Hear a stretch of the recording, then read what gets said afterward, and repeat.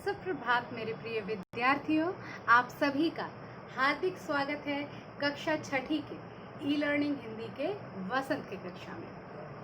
तो स्टूडेंट्स, आप लोगों को जैसा कि मालूम है कि आप लोगों का असेसमेंट होने वाला है, तो आज हम थोड़ी सी पुनर्चर्चा कर लेते हैं। इसलिए सबसे पहले आप लोगों को बहुत डाउट है आप लोगों के सिलेबस को लेके, लेकिन यदि आप स्कूल के द्वारा वेबसाइट में और स्काइप ऐप में प्रोवाइड किए गए वीडियो को देख ले तो आपके सारे डाउट्स क्लियर हो जाएंगे। स्टूडेंट्स, PT1 का सिलेबस बोला गया है, तो PT1 का सिलेबस जो भी मैंने आप लोगों को पढ़ाया है, आप लोगों की हिंदी की शिक्षिका कौन है? मैं हूँ। मेरे अलावा और कोई नहीं लेता है, तो इसका मतलब मेरे द्वारा पढ़ाया गया जो पोर्शन है वो आपके सिलेबस में है और वही पोर्शन मैंने पढ़ाया है। तो यहाँ पे डाउट की कोई गुंजाइश नहीं है। जितना पढ़ाया गया है वही आपका सिलेबस है और मुझे पता है आप सब बखूबी उसको कर भी सकते हैं। तो इसको लेकर ज़्यादा चिंता करने की कोई ज़रूरत नहीं है। स्कूल के लिंक को फॉलो करें, वहाँ बहुत अच्छे से सब कुछ समझाया गया है। तो हमने जो है वह चिड़िया जो बचपन, नादान दोस्त, चांद से थोड़ी सी गप्पें और अक्षरों का महत्व, ये 5 चैप्टर जो हैं हमने किए थे। तो थोड़ा थोड़ा करके इनको डिस्कस कर लेते हैं।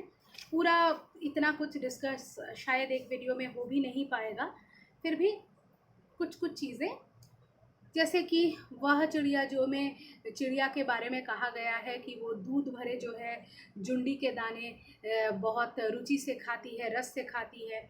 वो छोटी सी चिड़िया है, कैसी है? संतोषी चिड़िया है। उसके पंख कैसे हैं? नीले पंखों वाली है वो कंठ खोल कर गाती है। किसके खातिर गाती है? बूढ़े वन बाबा के खातिर गाती है। और जो है उसकी मतलब उसे विजन से भी बहुत प्यार है। उसके अलावा क्या है कि वो जो है उसको नदी उफनती नदी का दिल टटोलना मतलब उसको बहुत अच्छा लगता है और ऐसा करके वो जल का मोती चुन करके मतलब ले जाती है। उसे नदी से भी बहुत प्यार है। ये कविता किसके द्वारा लिखी गई है? केदारनाथ अग्रवाल। केदारनाथ अग्रवाल द्वारा ये लिखी गई। ठीक है, तो ये हो गई हमारी पहली कविता। बस याद दिला रहे हैं क्योंकि हम लोग पहले पुनर्चर्चा कर चुके हैं, बस हम याद दिला रहे हैं आप लोगों को थोड़ा थोड़ा करके। फिर बचपन, ये जो बचपन पाठ है जहाँ तक मुझे याद है ये कृष्णा सोबती जी द्वारा लिखी गई थी ना।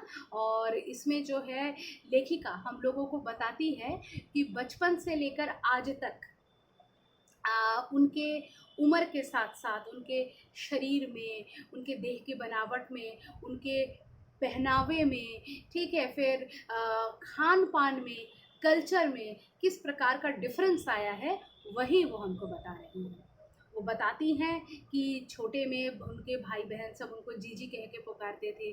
वो अपना एक्सपीरियंस शेयर करती है कि जब पहली बार उनको चश्मा लगा था तब लोग उसको, उनके भाई बहन, उनके कज़न्स जो हैं उनको किस प्रकार से चिढ़ा रहे थे। और फिर बाद में उनका चश्मा उनके चेहरे के साथ इतना घुल मिल गया कि उनको पता ही नहीं चलता था कि वो चश्मे को अपने साथ पहने हुए है।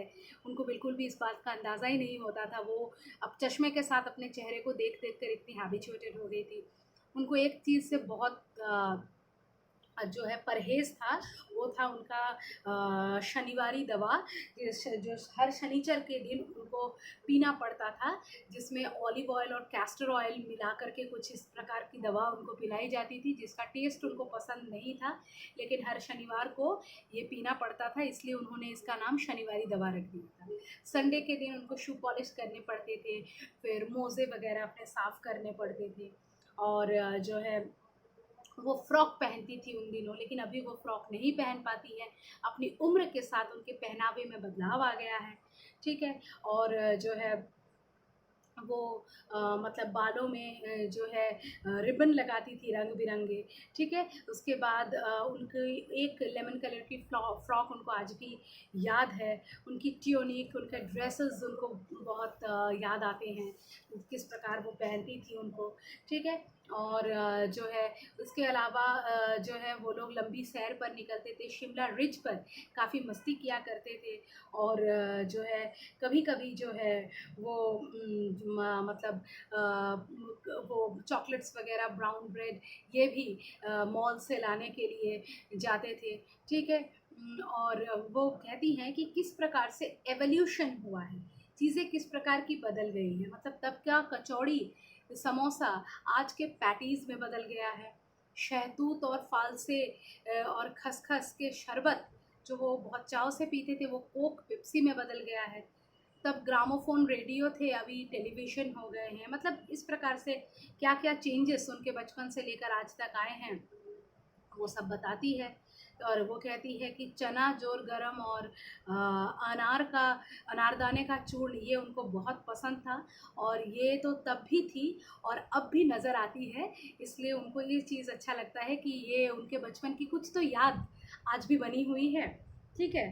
तो इस तरह से वो अपने यादों को हमारे साथ शेयर करती है।